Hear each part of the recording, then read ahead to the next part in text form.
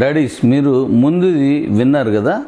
ఇప్పుడు మనం మాట్లాడాల్సింది ఏంటంటే ఓటీటీ అనే దాన్ని ఇప్పుడు మనం మాట్లాడుకోవాల్సినటువంటి సబ్జెక్టు. ఈ మధ్యకాలంలో మీతో నేను చాలా దూరంగా ఉండడం వల్ల ఇవన్నీ ఒక్కొక్కటిగా మీతో మాట్లాడుతున్నాను డాడీస్. అయితే ఈ ఓటీటీ అంటే ఏంటి అనేది చాలామంది తెలియలేదు. దాని గురించి ఒక్క మాట చెప్పాలని, నా ద్వారా మీ అందరూ వినాలని నేను దీన్ని మీకు పంచుకుంటున్నాను మీతోటి. ఇదేంటంటే ఓటీటీ అంటే మీరు చాలామంది మనలో ఏమనుకుంటున్నారంటే మిగతా ఓటీటీ లాగే మన ఆల్రెడీ రిలీజ్ అయిన సినిమాలు లేదంటే పాత సినిమాలు చూడడానికి ఇది వాడుతామని అనుకుంటున్నారు. ఒకవేళ అదే నిజమని మీరు అనుకున్నట్టు జరిగితే మనం మరొక ఓటీటీ పెట్టాల్సిన అవసరం లేదు డాడీస్. ఇప్పుడు ప్లాట్ఫామ్ మీద అంతర్జాతీయంగా చాలా ఓటీటీలు ఉన్నాయి. మళ్ళీ దాంట్లోకి మనం వెళ్ళి నిరూపించుకోవాల్సిన అవసరం పెద్ద సబ్జెక్ట్ కూడా లేదు. అందులో మనం వెళ్ళే విధానమే పూర్తి సపరేటు. మీకు తెలుసు, ఇప్పుడు మన క్రిప్టోని ఇలా కూడా చేయొచ్చా అనేటువంటి ఒక ఆలోచనని కొత్తగా చేసి మనం ఈరోజు సక్సెస్ ఫార్ములా అయ్యాం. దీనికి ఒక చిన్న ఎగ్జాంపుల్ చెప్తాను. వరంగల్ నుంచి మన తాలూకా కమ్యూనిటీలో ఉన్నటువంటి ఒక డాడీ నాకు కాల్ చేసి, డాడీ నువ్వు నాకు కాల్ చేసేది వినుంటే నీకు అర్థమవుతుంది. నాకు కాల్ చేస్తాను ఏం చెప్పాడంటే, డాడీ మన తాలూకా ఎక్స్చేంజ్లు బీసీటీ కావచ్చు, ఫర్దర్గా వచ్చే ఎక్స్చేంజ్లో కావచ్చు, నా అవసరం ఏమంటే చూడు డాడీ, ఎందుకంటే నాకు ఈ ఎక్స్చేంజ్ల మీద అవగాహన ఉంది, నేను కూడా నీకెలా తెలుసురా అని అడిగాను. నేను కూడా ఒక కాయిన్ రిలీజ్ చేశాను అన్నాడు. వెరీ గుడ్, మంచిదేరా అని చెప్పాను. ఏంటి మంచిది డాడీ?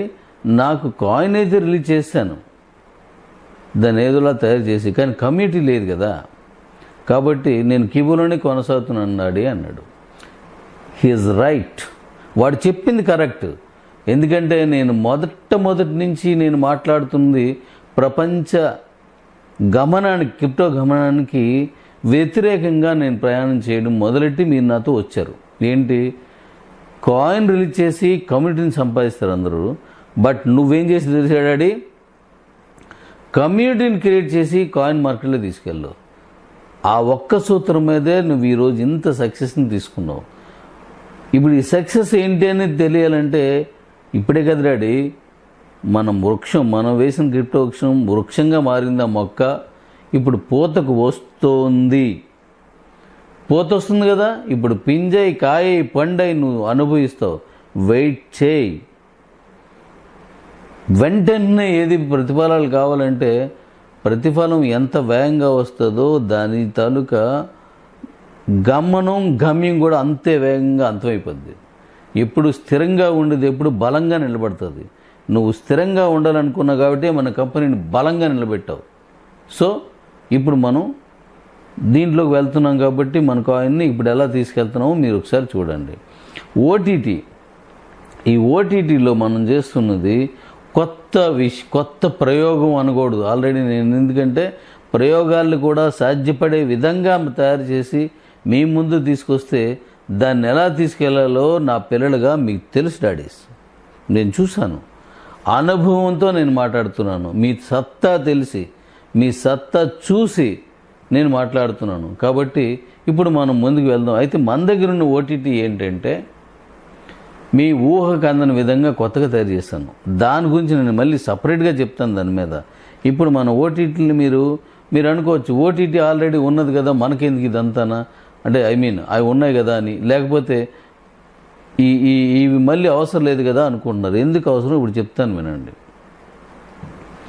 మీలో చాలామంది దగ్గర స్టేక్డ్ కాయిన్స్ ఉన్నాయి, వేలల్లో ఉన్నాయి, లక్షల్లో ఉన్నాయి, అలాగే కోట్లలో కూడా స్టేక్డ్ కాయిన్స్ సంపాదించుకున్నారు. కాబట్టి 500 రూపాయలకు వచ్చే 250 కాయిన్స్ మీకు ఎక్కువ కాదు. 500 రూపాయలకు వచ్చే స్టేక్డ్ కాయిన్స్ మీకు ఎక్కువ కాదు.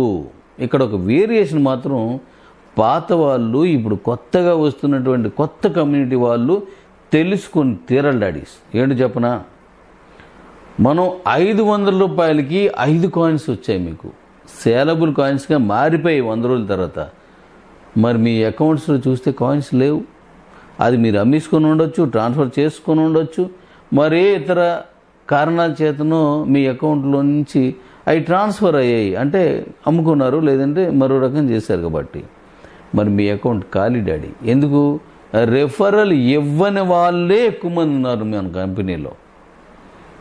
ఎందుకంటే మనం సెల్కనో బండికనో కారుకనో మనం కొన్ని అకౌంట్స్ని వేసాం. ఆ అకౌంట్ వాళ్ళు ఎవ్వరు కూడా యాడ్ చూడలేదు, మీరే చూశారు. ఆ అకౌంట్ వాళ్ళు ఎవరు రిఫరల్స్ ఇవ్వలేదు, మీరే వాళ్ళకి రిఫరల్ ఇచ్చారు తప్ప వారు ఎవరికి ఇవ్వలేదు. మరి స్టేక్డ్ కాయిన్స్ ఎలా వస్తుంది డాడీ వాళ్ళ దగ్గరలో? మీరు నమ్ముతారా? 90% భయపడి స్టేక్డ్ కాయిన్స్ లేని కమ్యూనిటీ మంది. నిజం చెప్పడానికి కూడా ధైర్యం కావాలి, అబద్ధం చెప్పడానికి ధైర్యం అవసరం లేదు. నాకు ధైర్యం ఉంది, మీకు ధైర్యం ఉన్నది కాబట్టి నేను మీతో చెప్తున్నాను. 90% వాళ్ళ దగ్గర స్టేక్డ్ కాయిన్స్ లేవు. మరి వాళ్ళు ఎలా? వాళ్ళు మనతో 100 సంవత్సరాల పైబడి మనతో ప్రయాణం చేయాలంటే వాళ్ళు ఎలా వస్తారు? వాళ్ళు రారు. వాళ్ళకి మన కంపెనీ గురించి అవసరం లేదు. మన కంపెనీ ఎవరి కోసం తెలిసే డాడీస్? 100లో దాటి ఉన్నా, అంటే 100కి పైబడి స్టేక్డ్ కాయిన్స్ ఉన్నా, లేదా శాలబుల్ కాయిన్స్ కొని పెట్టుకున్నా, అటువంటి వాళ్ళకి మాత్రమే ఇప్పుడు మన కాయిన్ తాలూకు గమ్యం కావాలి. వీళ్ళకి అవసరంలే. ఎందుకంటే అవి అయిపోతే వాళ్ళకి మనకి రిలేషన్ లేదు. అందుకోసం నేనేం చేస్తున్నానంటే మీతో పాటు వాళ్ళు ఉండాలి. కాబట్టి జాగ్రత్త వినండి. నెక్స్ట్ మన మీటింగ్ తర్వాత ఇప్పుడు మన తాలూకు నెక్స్ట్ మీటింగ్ ఎప్పుడో నేను నెక్స్ట్ చెప్తాను మీకు. వైజాగ్లో మనం అనుకున్న మీటింగ్ని, ఆ మీటింగ్ తర్వాత ఎవరైతే కేవైసీని ఫిల్ఫిల్ చేస్తారో, ఆల్మోస్ట్ జనవరి తర్వాత అంటే సంక్రాంతి తర్వాతే ఉంటుంది. కేవైసీ చేసుకోవడం ఇంకొంచెం సులభంగా మీకు అన్నీ ఓపెన్ చేస్తాను. మీరు ఎవరైతే కేవైసీని కంప్లీట్ చేస్తారో, జాగ్రత్త వినండి. మన మీటింగ్లో చెప్పాను, రాలేని వాళ్ళందరికీ ఇది డైరెక్ట్గా మీకు చెప్తున్నాను. ఎవరైతే కేవైసీ కంప్లీట్ చేసుకుని ఉంటారో వాళ్ళందరికీ మీకు ఒక కాయిన్ ఉన్నాయండి, అంటే 0 ఉండకూడదు, అది గుర్తుపెట్టుకోండి. అంటే ఆల్రెడీ మీ దగ్గర నుంచి మొత్తం వెళ్ళిపోయినా ఇస్తాను నేను. 0 అయిపోయినా వాళ్ళ గురించి మాట్లాడుతాను. 0 దగ్గర నుంచి మొదలుపెట్టి 99 కాయిన్స్ ఉన్న వరకు ఎవరికి ఉన్నా సరే వాళ్ళందరికీ నేను మరొక 100 స్టేక్డ్ కాయిన్స్ మీ అకౌంట్లోకి వేస్తున్నాను డాడీ. దీనికి మీరు ఏ డబ్బులు చెల్లించిన అవసరం లేదు, మీరేమీ నాకు పంపించే అవసరం లేదు. మీరు మన కంపెనీ కోసం మీరు చేయాల్సినటువంటి పని చేశారు కనుక మీకు మన కంపెనీ ఆనందంగా మీకు ఇస్తున్నటువంటి సక్సెస్